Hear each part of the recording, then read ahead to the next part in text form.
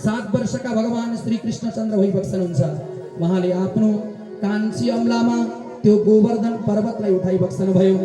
सबैले देखेर आश्चर्यचकित पर्न लागे, कृष्ण यो तिमी के गरिरहेका छौ भन्दा भगवानले भन्नुभयो, वास्तवमा यो गोवर्धन पर्वतको ताकतले नै गरेर आज सबैको रक्षा गर्नका लागि मैले गोवर्धन पर्वत उठाइरहेको छु। हजुरहरूले चिन्ता नगर्नुहोस्, सबैजना आएर यो पर्वत मुनि सहारा लिएर बस्नुहोस् भनिसकेपछि अब सबैजना गौमाताका साथमा गोवर्धन पर्वत मुनि गएर निवास गर्न लागे। सप्ताहम नाचलत पदा 7 दिन 7 रातसम्म भगवान श्री कृष्णचन्द्रले आफ्नो कान्छो अंगुलीमा कान्छी अम्लामा गोवर्धन पर्वतलाई उठाइ बक्सनु भएको छ। सबै प्रकारका ब्रजवासीहरूको रक्षा गरी बक्सनु भएको छ।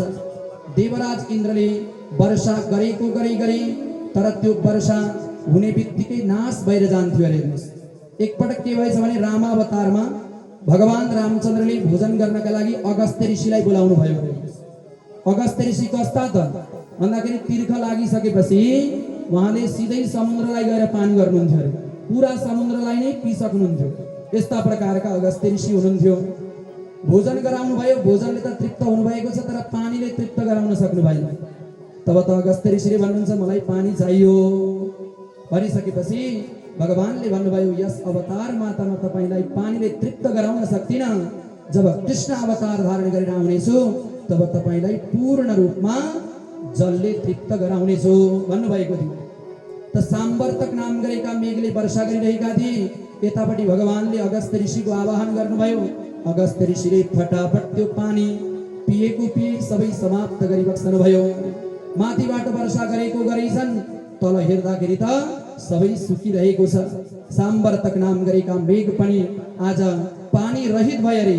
थरथर कामदै इन्द्रका समीपमा गए, महाराज हामीले वर्षा गर्यौं तर पनि ब्रजमाता अहिले धुलो उडिरहेको छ, पानी छँदै छैन। के भयो थाहा नै छैन।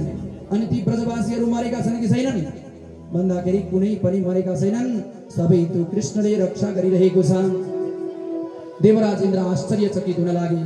हैन के भयो भनेर गुरुका समीपमा गएर सोद्धाखेरि त ती कृष्ण साधारण हैनन्, ती नै परब्रह्म हुन्। ती परब्रह्मका समीपमा तिमीले यस प्रकारले विवाद गर्नु हुँदैन थियो। अब गएर शरणमा पर, नभए तिम्रो कुर्सी धरापमा छ भन्दिनु भएको छ। स्वर्गको कुर्सी कसको हातमा थियो? इन्द्रको हातमा थियो। त्यही भएर यस प्रकारले बताइसकेपछि त देवराज इन्द्र अत्यन्तै डराउन लागे। 7 दिन पूर्ण भइसकेपछि भगवान श्री कृष्णचन्द्रले वर्षा हुन बन्द भएको देखेर सबैलाई त्यहाँबाट बाहिर निक्लिनका लागि आज्ञा दिइबक्सनु भयो। सबै बाहिर निक्लिए। भगवानले जस्ता